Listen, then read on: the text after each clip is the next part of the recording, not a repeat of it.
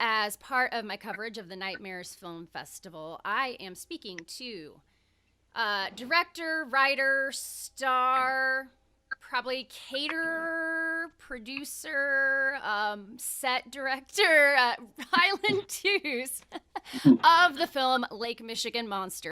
And then the monster attacked your father and took him away. Took him away and killed him? Might as well avenge the old man's death.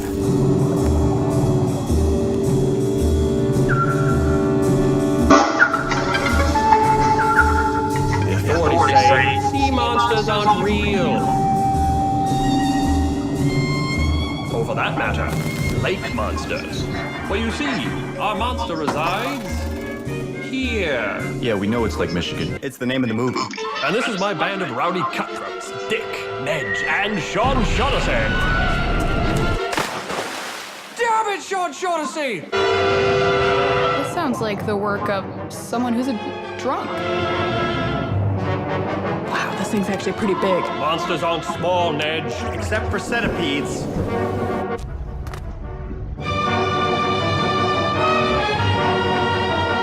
This huge monster has you in its grasp, and then it just lets you go. Terrifying, nevertheless.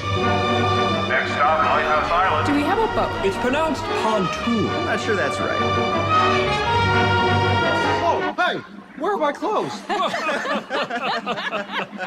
Hey, what are we painting here? It's a freaking landscape. Oh yeah, I can see it. Everyone, in position!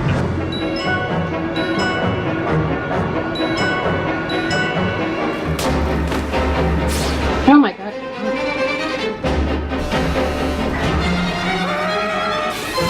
Are you in a band? You're a dead man walking, Seafield. Oh, why don't you go shoot a timpani player?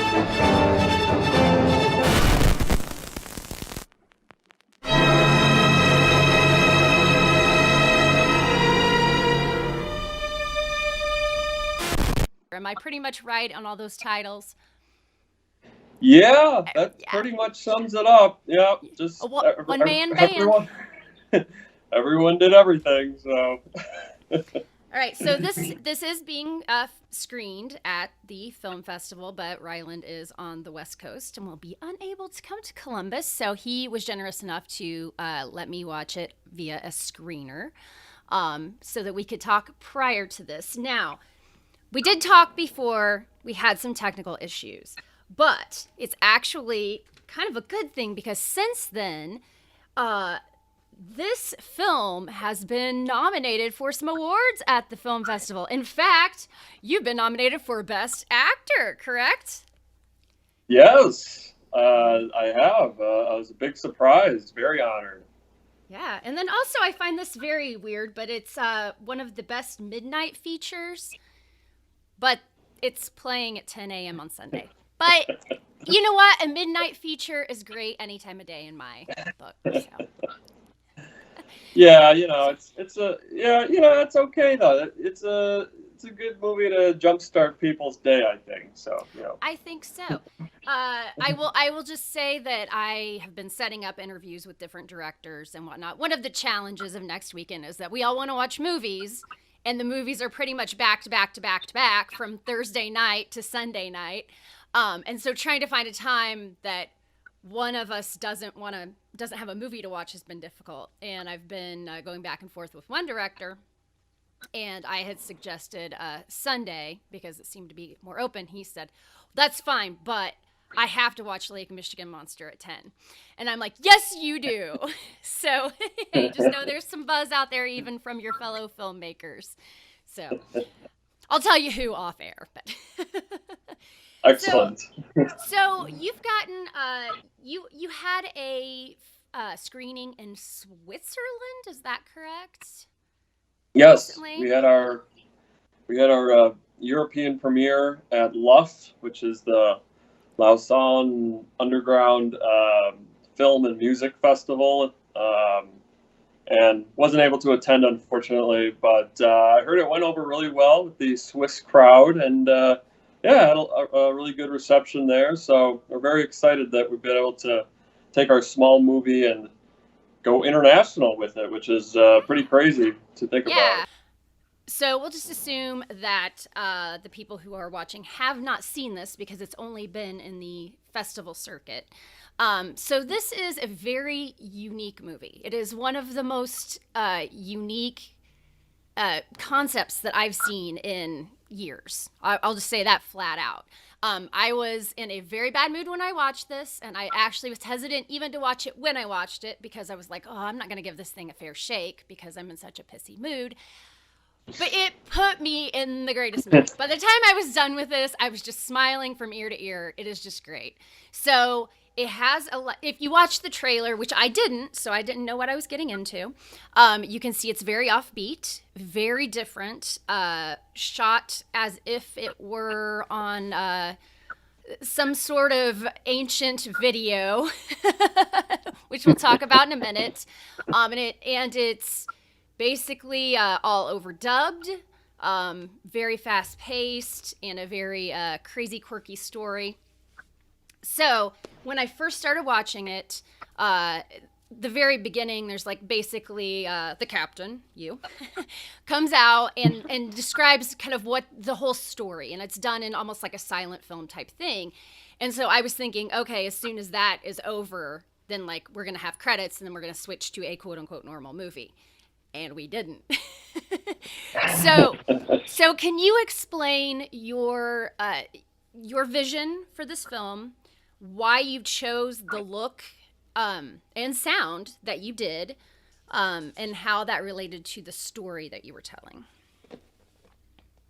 Yeah, so it was just an idea I had. I just thought, hey, let me round up all my friends and family and cash in all my favors and try to attempt to make a feature film. And it was the story was based on just stuff we were able to do with the budget that we had, which was very small. And so, I wanted to make a movie that at the same time you mentioned like fast paced and stuff. I just wanted to make a movie that was always coming up with something new, some new ideas, some new images. Because again, we didn't have the budget didn't allow for some, great, amazing, I guess set pieces and amazing visual, like, I don't know, just like there was, amazing like CGI or anything, or like, Right. We didn't even have a traditional cast or a crew on the movie. Everyone who appears in the movie on screen is actually also a crew member. So everyone chipped in and helped. And but yeah, it was just like, hey, let's round up my friends and try to make a fun movie. And once my buddy Mike Cheslick, who is the editor and visual effects guy and producer on the movie, once he got involved too and started cutting together scenes, it turned into a much bigger, more ambitious project. And things really started to come together, and we really started to understand what sort of movie we wanted to make here. And again, it was just like, let's just bombard the audience with images, and let's not waste anybody's time. Let's just like get through this thing in like 75 minutes, hit them with a ton of bricks, and then just end it. And so, it's just like scene after scene after scene.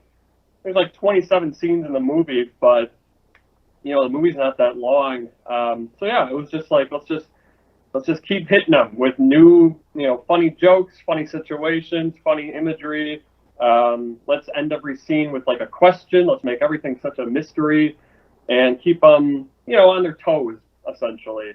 And we thought that would be the only way that people would stay tuned in. And lo and behold, people have been liking it. People have been really enjoying it. What you say there are only 27 scenes, but one of the things that I noticed is within each scene, even when there's like dialogue, like there's a scene where they're at the bar and they're kind of regrouping after a failed day. And there's a lot of talking. But every time somebody says something, there's a quick cut to another person in a different angle, just with like a quizzical look on their face or something. It just keeps going so fast. And it just really keeps things along. There's never a point where there's a lull. The camera and the editing keep your attention constantly. So you were talking about budget. This is the inevitable question of an indie film. So how much was your budget, and how did you raise the funds for said budget? The movie cost $7,000, and I was delivering pizzas at the time, so I funded most of the movie off just pizza delivery tip money. Um, and Get some again, good it tippers definitely then. helped. Yeah, well, I was delivering pizzas in sort of an affluent neighborhood, so they'd always give you like you might get like 30% tip here and there. So, but yeah, between that and then again, just having just amazing friends and family who worked for nothing, that certainly helped. So yeah, it was super micro budget, and but at the same time, it was like hanging out with friends, and we also happened to be making a movie at the same time. It wasn't there was no super duper long days or anything. It was just, and whenever people could find time to shoot the thing, sometimes it would just be like me and one other person shooting a thing, and and it worked out. I mean, and there was no, I mean, obviously making a feature length film, there's always going to be like stress involved and stuff like that, but the actual act of shooting the movie was also always such a great time, and yeah, and wouldn't trade for the world. It was a great experience. So, given that you had to kind of work around people's schedules and their goodwill, how long did it take you to actually shoot the film? I want to say it took. Well, from the beginning of the writing process to the finished product, it took under 2 years. Probably like 22 months or so. The actual shooting, probably like a year, like a year and a half. So basically just over weekends, like, hey, next month, when can you guys come out, and that kind of thing. Yeah, it was a lot of weekends, and it was just kind of like every weekend we tried to shoot something, just checking people's availability, and if so-and-so couldn't make it, then it'd be like, all right, we'll switch it up, we'll shoot something else instead during this time, and just finding availability, and again, everyone was really helpful in that respect, that they would give up like their Saturday or Sunday to come out on the beach and shoot this ridiculous movie. So, it's. So, were you already doing anything in the film industry prior to that? Yeah, like I said, my buddy Mike Cheslick and I have been making like shorts and stuff since high school, and that was actually a big inspiration for us to kind of keep pursuing the movie thing. Was in high school, Mike and I actually got hired by the principal of the school to make a promotional video for the high school, and it was a really big hit, and people just really loved it, and it's still to this day, people will stop me and be like, oh yeah, you made the promo video, 12 years ago. But that was just because it was such a resounding success that kind of kept our mojo going. We're like, oh, you know what, right. People, maybe we're pretty good at this. Maybe let's try to keep doing this. Let's keep going. So yeah, we've just done shorts and stuff throughout the years, but then Lake Michigan Monster was like, well, I'm going to be moving to LA in like a year. I'm just going to try to attempt to make a feature film just for the hell of it. And Lake Michigan Monster is what came from it. All right. So what did you use to shoot it? We used a Nikon D3100, which the actress in the film, Beulah Peters, who plays Nedge Pepsi, owns. And it was just a camera that, she had laying around. And I was like, oh, well, if you have a camera, we should try to make a movie. Yeah. Because she wasn't really using it or doing anything else with it. And she's like, oh, yeah, sure. So, yeah, we shot the whole thing on this, just this old DSLR camera. Cool. And that's the thing is, especially nowadays, too, I mean, again, that was like an old model DSLR, but, especially now with the rise of smartphones and stuff and how it's easier than ever to shoot something. I just think if you have the access to a camera, you shouldn't be saying, oh, well, of course I would shoot my opus if only I had this kind of camera, if only I had the money, if only I had the crew and lived here. It's like, no, just go out and, shoot something with what your means entail. Like just, oh, I have access to this, I have access to this, I have access to this. I can make something work here. And that was sort of the idea, writing the script and making the movie. So speaking of access, so you obviously had access to a lighthouse and a beachfront. Well, maybe not. Yeah, sure. Okay. We did. I mean, but that is the great thing about like the beach, though, is just like it was just we lived like just a couple blocks from the beaches on Lake Michigan, and I've always thought of Lake Michigan sort of as this like I don't know, this mysterious like whimsical place where kind of anything is possible. It's just like a movie set that's just there to be used, and no one's. You go down there with your buddies and a camera, and you start shooting something. No one's going to tell you to stop. It's a beach, Right, it's a beach, public beach, right? Yeah. So that was sort of the attitude we had throughout shooting the whole thing. It's like, well, if we just go somewhere and act like we belong somewhere, no one's going to stop us. Exactly. It's not Los Angeles where you need permits for everything and everything costs thousands of dollars to shoot somewhere. It's just like you just walk in and you just start shooting your movie. No one's going to say, hey, now, let's see some credentials. Let's see your permit. Like that doesn't really happen in Milwaukee. So we definitely use that to our benefit as well. So what about the lighthouse then, the interior shots in the lighthouse? Did you have permission to go in there, or is it just a public lighthouse? Well, the lighthouse itself, we didn't actually shoot in. There was a few different quote unquote sets that we used for the interior stuff for the lighthouse. So we just kind of, through the magic of editing, we sort of, made it seem like when we were going into the lighthouse, we were going into the lighthouse, but in reality, we were actually shooting it in a few different places. But yeah, we just, like I said, if you just walk on into a museum or, a location and you got people dressed up in ridiculous costumes and you got a camera, people tend to leave you alone because they're like, you know what, they probably belong here, You are doing the festival circuit. What do you have planned for distribution, and when do you think this will be available to the quote-unquote wide public? And we are very, very excited for the distributor who we were able to hook up with. So I guess I would just say, stay tuned, but it should be available. It should be available on streaming and DVD Blu-ray this spring, as early as April. But we're very excited for who we were able to get in cahoots with. So stay tuned. In cahoots. Yes.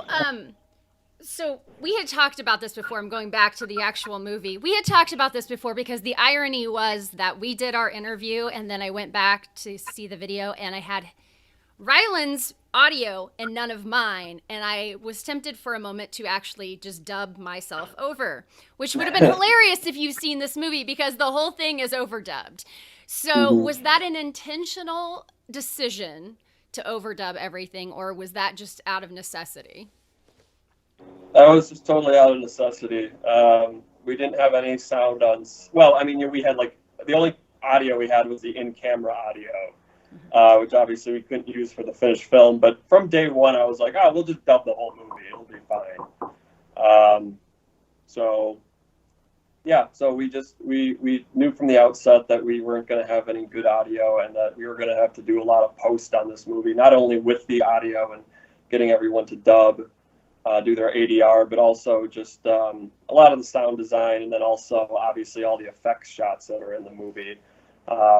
But yeah, I mean, the dubbing actually went pretty well, especially considering, we had to get like my friends out to LA to do the sound and stuff, to do their lines and whatnot. And they caught on really, very quickly. They were all naturals, just like doing their lines again. And I guess the great thing about doing dubbing too is like obviously having the on-set audio was a good it's a good, A guideline. I don't know. Yeah, it's good. Yeah, exactly. It's a good place to start, but it's also it allows you then to kind of correct certain audio or make things funnier or whatever. So I think Yeah. it actually played to our benefit. Right, and it does go with the style as well, because it Right. looks as if it was shot on a camera that would not have had sound. Yeah. And then there are also some times where you can tell people are saying something, but there's nothing there audio wise, or somebody's making a sound and it's, you don't see anybody doing anything, and it adds to the comedy of it. So obviously, whether or not that's intentional, it really did add to it. Hey, anything that people find funny or that adds to the movie, I'm all for. So Yeah. Basically, anything quirky got thrown in there, and it all works. Yeah. Let's just put it that way, in this magical little package. So I was surprised at the end, during the credits, to see that the creature was designed by Joe Castro. How did you get hooked up with Joe Castro on a $7,000 we're just gonna mess around movie? Yeah, I mean, Joe is a sweetheart. He's a real hard worker, takes his craft extremely seriously, has been doing it for years. I just reached out to him on Facebook, actually. I mean, I reached out to, anyone kind of in the LA area who did creature design work, because even though we did like everything ourselves, everything's very, DIY, we did decide, like, you know what? We should get some professional to come in and help us design and put together this monster, because the last thing we wanted was like a monster that, is crummy. We Right. spend the whole movie talking about this monster, building it up, and then like we didn't want like the big reveal to be like, oh, it's just some crappy looking thing they made in their garage. Right. So Joe was great, though. He understood that it was a very micro budget movie, and he took that into consideration. But regardless, he was very professional about the whole thing, and his turnaround with the creature design was really quick. And we had him on set for one day, and he was awesome and helped us with everything. So, if anyone's out there trying to make monsters, or trying to do like special effects with like blood and gore and prosthetics, Joe's your man. He's All right, great. so He's you're great. pimping him out right now. Yes. And where is the monster now? The monster is under my bed. Like, literally, he is the monster under your bed. It's literally a monster under my bed. Yes. Well, that is actually kind of adorable. So there is some animation in this that to me was kind of reminiscent of like the old silent film, like the Over the Moon silent film, where he is like in a boat, but there's like a lot of animation stuff. Who did all of that? That was all Mike. Mike Okay. Cheslick. He Nice. he just did. I mean, obviously we discuss these things and whatnot, but he's an animator, and so Okay. and I can't draw at all, and so he did all the animated sequences along with all the effect shots. So he's very talented, and again, another reason that we were able to pull off 300 plus effect shots was because of the style we worked in, because it has this grainy, scratchy, black and white Right. style. It allows for lower fi effects to kind of reign supreme. Right. If we were to have shot this movie on a really nice camera, really like on a red camera, or even like on an iPhone even, Yeah. and it was all nice full color and everything, like these effects that might have taken an hour might have taken a whole day. And so we definitely it was a good melding of I guess the style and the animation and effects, and it works pretty well, I think. But yeah, Mike's a very talented guy. Again, if anyone wants to hire an editor and animator, you guys should hire Mike Cheslick, because he's the man. You should be their agent. Yeah. Well, so if you do win on Saturday, do you want me to go up and accept your award on behalf of you? Yeah. I can put on a captain's hat and a beard and pretend like I'm you. Yeah, no, I mean, I say go for it. You know, again, we'd love to be at Nightmares. We're really honored to be there. We just can't swing it this time around. But yeah, I mean, you know, if we win, I think you should suit up, go up there, act like you're me. Yeah. I'll put some glasses on and pretend like I'm Nedge Pepsi. Yeah, there you go. Which, by the way, is the best name in a movie ever. Yeah, I don't know if we're gonna win or not. Just to be nominated is an honor.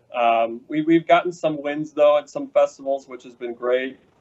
You know, we won like the biggest shock obviously was winning the audience award for best international feature at Fantasia, which was such a shock to the system because we were just blown away just to be there, you know, just to be incorporated. You know, that was like our Super Bowl. So to win that was incredible.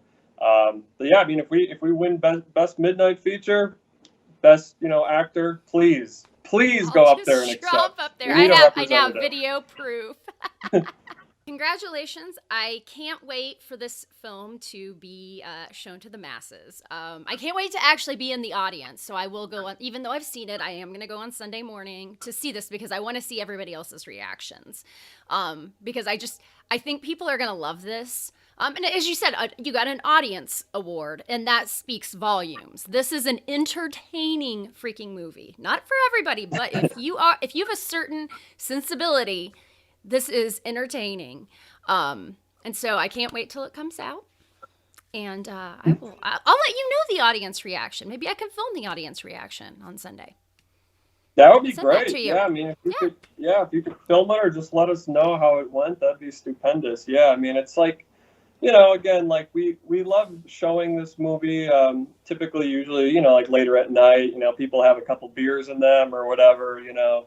But you know, even you know, playing at 10 a.m. That's, you know, it's just the fact that it's part of Nightmares and it's being shown is great. You know, we just wanted to make we just wanted to make an audience movie. That's just entertaining. It just, you know, puts a smile on your face. So people will probably still be drunk from the late night movies because I know one movie that I want to see starts at 2, so I won't even be done till 4. So I probably just stay up the rest of the time.